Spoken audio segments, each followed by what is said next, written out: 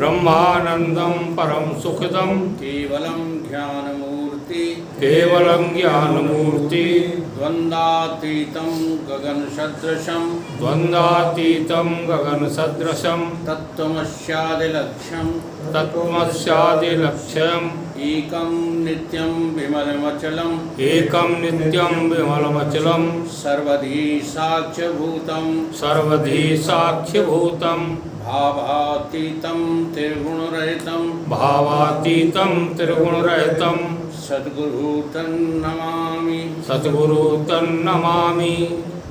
मोहनिशातं देख विषेख मोहनिशातं देख विषेख अखंड तिमार हुए सुखधामी अखंड तिमार हुए सुखधामी। पूर्ण प्रकाश भयोर में पूर्ण प्रकाश भयो उर्मे हिम द्वैत गयो लख एक ललामी हिम द्वैत गयो लख एक ललामी। सद्गुण कुंज खिले मन मानस सद्गुण कुंज खिले मन मानस कर्मोलूक दुरे भवगामी कर्मोलोक दुरे भवगामी। आत्म रूप विराज रहे आत्म रूप विराज रहे गुरुदेव को बारंबार नमामि गुरुदेव को बारंबार नमामि गुरुदेव को बारंबार नमामि गुरुदेव को बारंबार नमामि।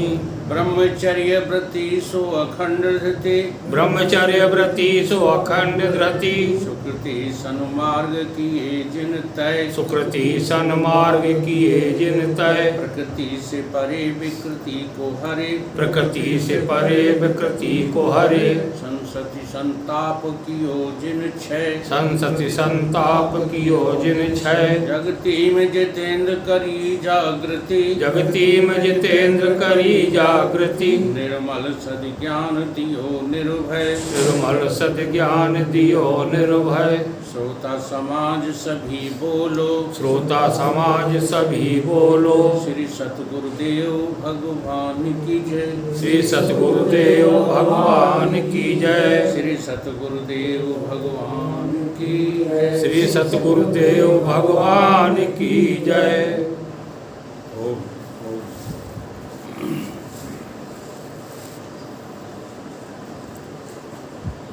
परम पूज्य स्वामी निश्चल दास जी कृत विचार सागर का पाठन द्वितीय तरंग का दोहा क्रमांक 10।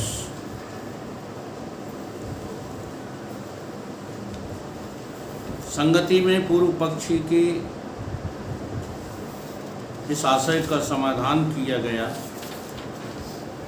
पूर्व पक्ष ने कहा था कि मोक्ष का प्रथम अंश बनता ही नहीं है, दुखों की अत्यांतिक निवृत्ति कोई चाहता ही नहीं।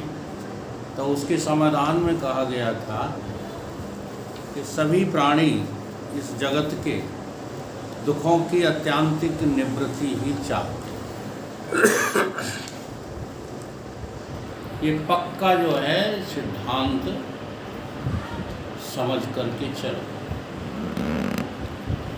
आप बहुत बड़ी गलत जो है राह पर चल पड़े हैं, जो आपको ऐसा लगता है कि हम अमुक कर्म करके अमुक दुख को दूर कर देंगे। ये ना समझिए,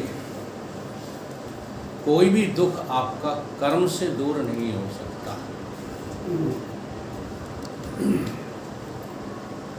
कर्म जो है वो दुखों को दूर करने के लिए नहीं है। कर्म तो जो है इस सृष्टि के संचालन का एक अंग है, जो किया भी नहीं जाता और जो रोका भी नहीं जाता।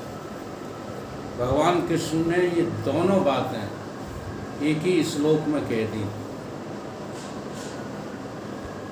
कर्मण्ये वाधिकारस्ते मां फलेषु कदाचन मां कर्म फल हेतुर्भूमा ते संगो असत अकर्माणि।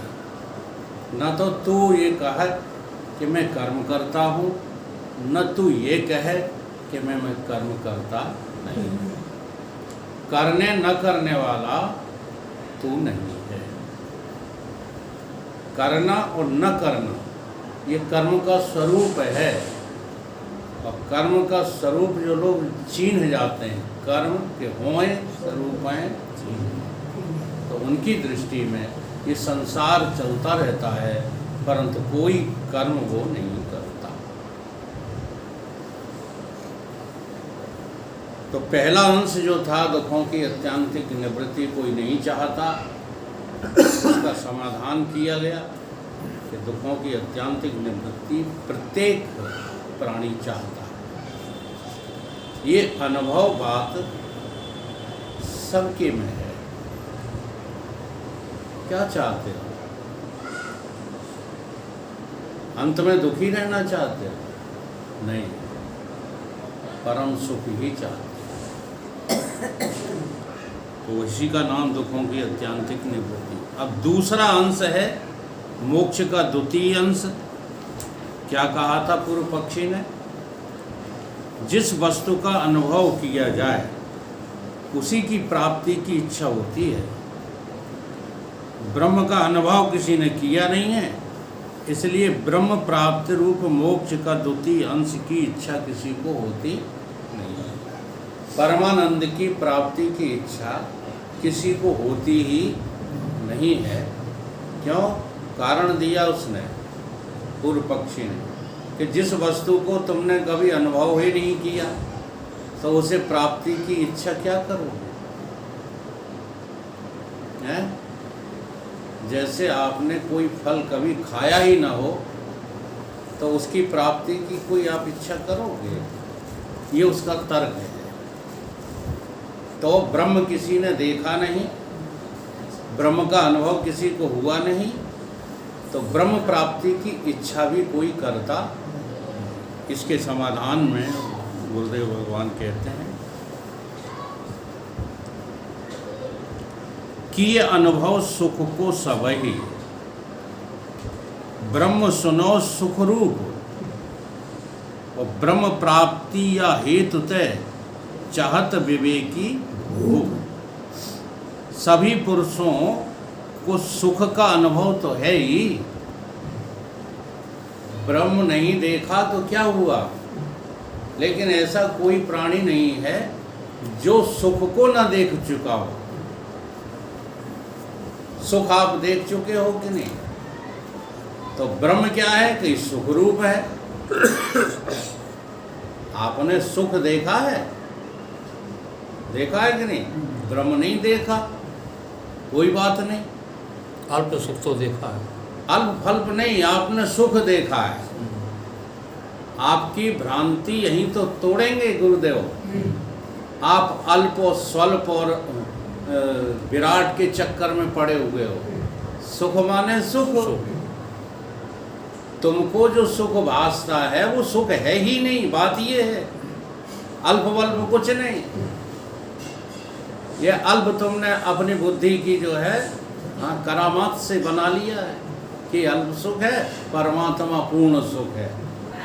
ऐसा नहीं है। क्या बात है? बात यह है कि पूर्ण ही सुख है, अल्प नाम की कोई चीज कई एक श्रुतियों की उदाहरण है। एक तो पूरा मंत्र ही है, ओम पूर्णमदः पूर्णमिदं पूर्णात् पूर्णमुदच्यते पूर्णस्य पूर्णमादाय पूर्णमेवावशिष्यते है। और दूसरा योबे भूमा तत् सुखम न अल्पे सुखम अस्ति। जो थोड़े देर के लिए सुख मिला है वो सुख है ही नहीं। अपने अपने दिमाग से बात निकाल दो और मजे में हो जाओ। इस जगत में तुम्हें कोई सुख मिलने वाला नहीं है, क्योंकि जो जिसका जो है रूप होता है वो वही तो दे सकता है। पसरट्टे की दुकान पर तुम जो है टेरामाइसिन इंजेक्शन खरीदना चाहो मिल जाएगा, है? तो जो जिसके पास होता वही तो देगा। तो दुखालय है ये जगत। क्या है? दुखालय। यहाँ सुख कहाँ रखा परंतु मूर्खता की सीमा पार कर गया है प्राणी, सुख ढूंढ रहा है। यहाँ कहाँ मिलेगा सुख? देखो हमारी बुद्धि बड़ी तीव्र है, इसलिए अपने पक्ष में तर्क दे लेती है, जैसा रण सिंह ने दे दिया ना, अल्प सुख तो है। अगर होता तो बना रहता ना, अल्प कोई दिखा दो, कहाँ है तुम्हारे पास? यानी जो दिख रहा हो दुख रूप ही है, दुख है ही, अनुभव करो, चाहे जल्दी कर लो चाहे देर से। संसार में जीने वाले सब दुखी हैं, चाहे वो जो है छोटे से छोटा और बड़े से बड़ा कोई भी हो। जो संसार में जी रहा है वो सुखी हो ही नहीं सकता है। इसलिए कहते नहीं, गौधन गजधन बाजधन और रतन धन खान, जब आवे संतोष धन सब धन दूर समान। तो संतोष नाम किसका है? इसी समझ का है। संतोषी वही पुरुष है जिसने ये समझ लिया है कि संसार में तुष्टि नाम की कोई चीज नहीं। ठीक है, हम उस ज्ञान के शब्दों को प्रेशर देकर कहते हैं तो आप लोग भड़बड़ा जाते हो, प्रश्न नहीं करते हो। अगर कोई प्रश्न खड़ा होता है तो उसे किया करो, क्योंकि तुम्हारे अंदर शंकाओं की इतनी गहरी गांठ लगी हुई है कि उस गांठ को तोड़ने की इच्छा भी नहीं होती। इसलिए जो भी प्रश्न बने उससे जो है तत्काल करना चाहिए। तो ब्रह्म को नहीं देखा कोई बात नहीं, आपने सुख तो देखा है, देखा है तो कह रहे हैं कि सुख स्वरूप ही तो ब्रह्म है, इसलिए इस सुख को सहारा बना लो ब्रह्म सुख तक पहुंचने के लिए, सीढ़ी बना लो।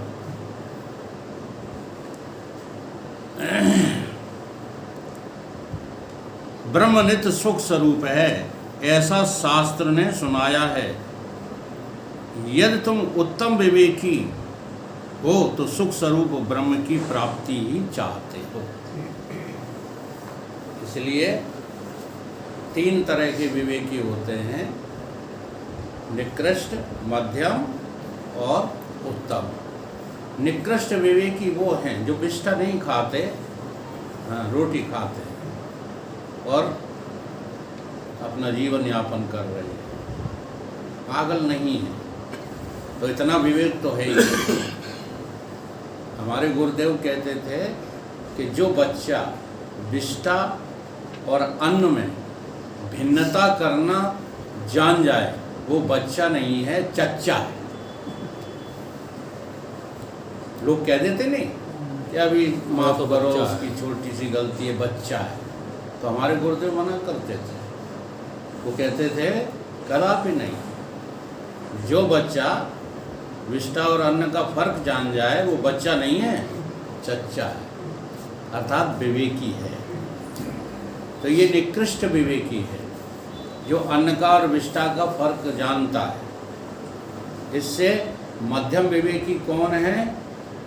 जो शास्त्र की आज्ञा के पालन करके अपना जीवन धर्म से व्यतीत करते हैं, मोक्ष वोक्ष से उन्हें कोई लेना देना नहीं। परंतु परम विवेकी तो वही हैं, उत्तम विवेकी पुरुष तो वही हैं जो केवल मोक्ष चाहते हैं और इस संसार से कुछ भी नहीं चाहते। परम विवेकी भू ब्रह्म प्राप्ति या हेतु थे चहित विवेकी भूप। विवेकियों में राजा, विवेकियों में राजा कौन है? जो केवल मोक्ष ही चाहता है और इस जगत से कुछ भी नहीं चाहता। यहाँ इतना रहस्य है, जो अनुभव किए वस्तु मात्र की इच्छा होती होवे तो अनुभव किए। देखो कितना स्पष्ट उदाहरण दिया है। आप कहते हो कि हमने ब्रह्म को देखा होता तो ब्रह्म को चाहते, अनुभव किया नहीं तो हम चाहें क्या? तो कहीं ऐसा होता तो बीमारी का अनुभव तो आपने किया है।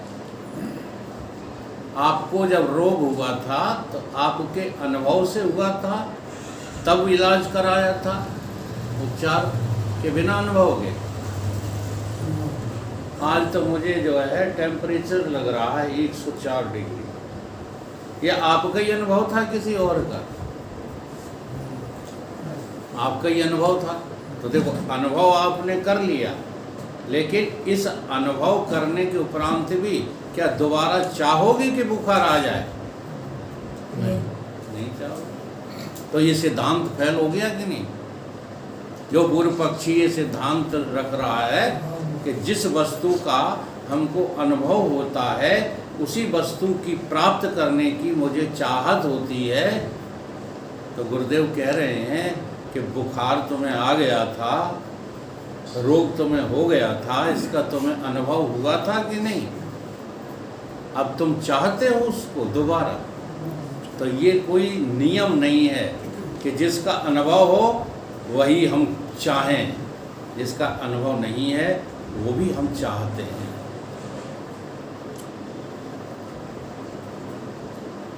तो रोग आदि निमित्त से जन्य जो दुख और ताके साधन, रोग आदि प्रतिकूल वस्तु की इच्छा सर्व को होना चाहिए, तो होती नहीं। इसलिए अनुभव किए सुख और सुख के साधन रूप अनुकूल वस्तु की इच्छा होती है। तिनमें भी अनुभव किए अनुकूल वस्तु की सजाती इच्छा होती है, ये नियम है। जिस बुद्धि विषय ब्रह्मानंद के प्रतिबिंब रूप विषय सुख का अनुभव सबने किया है, ताका सजाती बिंबभूत सुख रूप ब्रह्म शास्त्र में सुना है, इसलिए ब्रह्म की प्राप्ति की इच्छा सबको होती है। गुलाब जामुन खाने का सुख आपने अनुभव किया कि नहीं है? अच्छा, और भी है, शब्द स्पर्श रूप रसगंध इनके सुख आपने अनुभव किए कि नहीं? अब आपको ये प्रक्रिया है पता नहीं है कि वो सुख जो है विषय का सुख नहीं था, ये अनुभव नहीं है। तो एक रसना इंद्री का उदाहरण लेकर समझाते हैं। वो भूख लगी थी, सामने मिष्ठान रखे हुए हैं, लार टपक रही है खाने की चेष्टा में, ठीक है, अभी वो आनंद नहीं है। सामने मिष्ठान देख करके आनंद की अनुभूति तो हुई, पर वो आनंद नहीं है जो खाने पर होता है। अच्छा, बीच में से ही थाली खींच ली जाए केवल दिखा के, और तुम्हारी थाली खींच ली जाए, बस साहब आपका भोजन हो गया, जाइए, तो बड़े खुश हो गए। अब देखिएगा पूर्ण आनंद कब हुआ तुम्हें? जब आपने रसगुल्ले को या आपकी प्रिय मिठाई को अपनी रसना इंद्री पर रखा।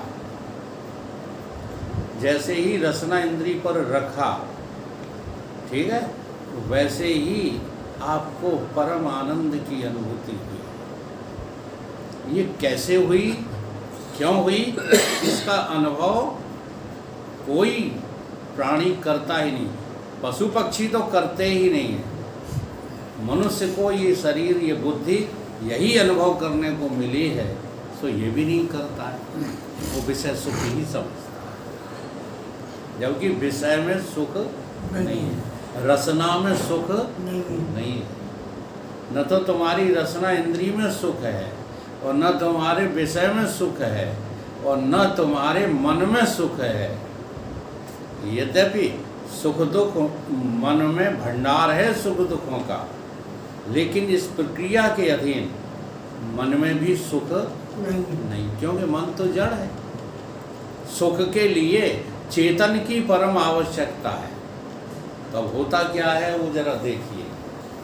उस प्रक्रिया को जो है ये विचार सागर समझा रहा है। क्या होता है जैसे ही आपने सुख रूप गुलाब जामुन को समझा और उसे हाथ से उठा के रसना पे रखा, और रसना पे रखते ही तो रसना अवच्छिन्न चेतन,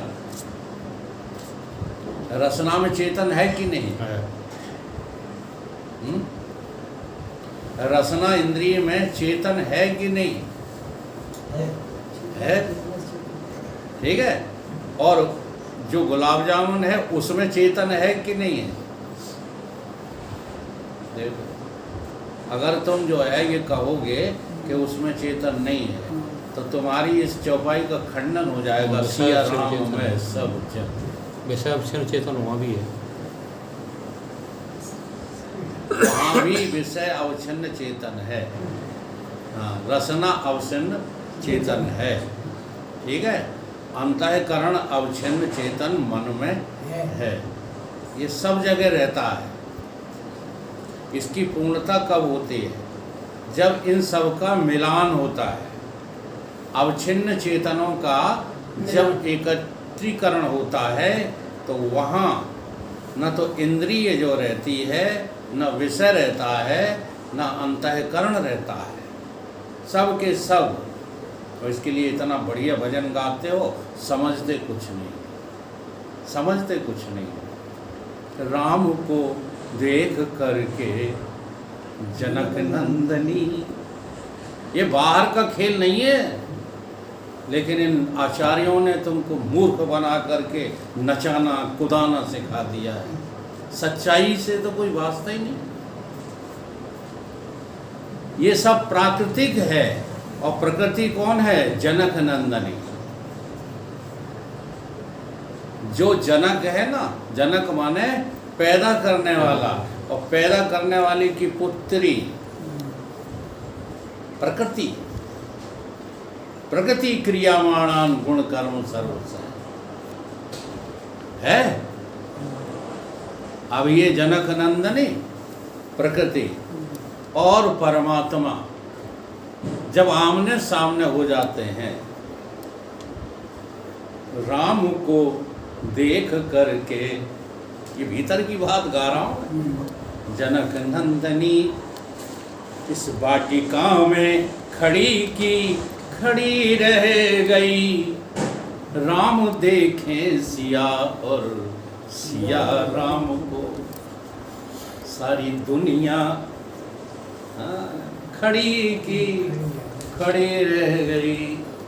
वहाँ पर तुम्हारी इंद्रिय, मन, विषय सब के सब रिजेक्ट हो गए। वहाँ केवल चेतन और चेतना आमने सामने है। इसीलिए वो रसगुल्ले का आनंद नहीं है, वो तुम्हारे आत्मा का आनंद है। इसलिए मजा आ गया। क्या कहते हो? क्या मजा आ गया? रसगुल्ले। ये रसगुल्ले का मजा नहीं था, मजा तो तुम्हारे आनंद स्वरूप आत्मा का है। क्योंकि मजा और कहीं है ही नहीं, आनंद और कहीं है नहीं, केवल तुम्हें भ्रम से अन्य वस्तु में भासता है। इसी को अध्यास कहते हैं। अन्य वस्तु का अन्य वस्तु में तादात्म्य अध्यास कहलाता है। और यही भ्रम पाल रखा है। जो मजा मुझे बाहर दिखाई दे रहा है, वो मजे का, वो आनंद का स्वरूप आप अस्ति भांति प्रिय अद्वैत स्वरूप आप आत्मा ही तो हो। इसलिए वहाँ पर ये प्रक्रिया संपन्न होती है और मेरा आनंद प्रकट हो। मन खड़ा रह गया, जरा समझो। बहुत गहराई से समझना है तो फिर जो है काम भोग क्रिया को देख लो। हाँ, मन खड़ा रह जाता है भाई साहब। यहाँ बगल में कौन है, सामने क्या है, अच्छा है बुरा है, कैसा समय है, कौन सा दिन है, सब भूल जाते हो उस आनंद की उपलब्धि के लिए। क्यों? क्योंकि वहाँ मन रहा ही नहीं। मनी राम के बाजे बज गए। और उस मन में प्रकट कौन हो गया? चेतन प्रकट हो गया। हाँ? वहाँ चेतनानंद है, वहाँ जड़ानंद है ही नहीं। तो समझ रहे थे शरीर का सुख, वो है तो तुम्हारे आत्मा का सुख। अर्थात बिंब प्रतिबिंबित होकर के जिस स्थान पर प्रकट हो जाता है वहाँ आनंद ही आनंद है। काहे रूबे मनुआ आनंद ही। तो इस चेतन को जो समझ जाते हैं, जी हाँ, उन्हें दुनिया की नॉलेज हो चाहे ना हो, वेद शास्त्र याद हो चाहे ना हो, वो अपने में मस्त रहते हैं। उसी का नाम फकीर है, वही परमहंस हैं। बाकी कोई वेशभूषा से कुछ नहीं होता है। एक प्रश्न है। हाँ। अवच्छिन्न चेतन जो कहा, विषय अवच्छिन्न चेतन, रसना अवच्छिन्न चेतन, तो ये व्यापक कोई कहा है? और किसको कहा है? हाँ। भाई किसी को दूसरी भाषा में जो है परछिन्न कहते हैं, सीमित कहते हैं। सीमित, हाँ, थोड़ा परछिन्नता अवच्छिन्नता में यही अंतर है कि जो अवच्छिन्न होता है उसे बांटा नहीं जा सकता, और परछिन्न है वो बट जाता है। इसलिए अवच्छिन्न चेतन शब्द इस्तेमाल किया गया है। तो हर जगह अवच्छिन्न चेतन मौजूद है।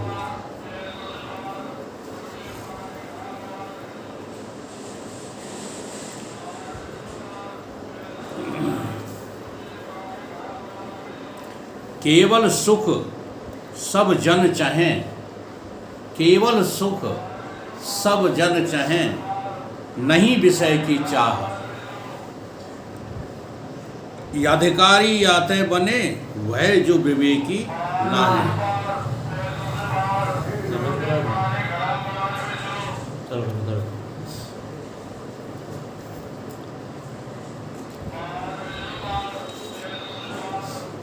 पूर्व के अंक 38 में पूर्व पक्षी ने कहा था कि सर्व पुरुष विषय जन सुख चाहते हैं, सो विषय जन सुख मोक्ष में प्राप्त होता नहीं, किंतु जगत में प्राप्त होवे है। इसलिए मोक्ष की इच्छावान अधिकारी के अभाव से ग्रंथ निष्फल है। पूर्व पक्ष ने ये कहा था, हाँ, कि परम सुख तो कोई चाहता नहीं, सब विषय सुख चाहते हैं। इसलिए परम सुख की चाह करना और उसके विषय में ग्रंथ का निर्माण करना कि असफल है, ये सफल नहीं है। तो सदगुरुदेव समाधान में पूछ रहे हैं कि उससे हम ये पूछना चाहते हैं कि जो कोई मुमुक्षु नहीं है, अथवा मुमुक्षु तो है परंतु तिनकी ग्रंथ विषय प्रवृत्ति होती नहीं, जो ऐसे कहें कि मुमुक्षु नहीं है सो बनेगा नहीं। क्यों नहीं बनेगा? कि सर्व पुरुष सर्व दुख का नाश और नित्य सुख की प्राप्ति ही चाहते हैं। सो सर्व दुख का नाश और सुख की प्राप्ति रूप मोक्ष, इसलिए सब पुरुष जो है मुमुक्षु हैं। किसी जो है ब्रह्मज्ञानी संत से पूछा लोगों ने कि इस जगत में मोक्ष की इच्छा किसको है? तो पहला जवाब उन्होंने दिया, सारे जगत को मोक्ष की ही इच्छा है।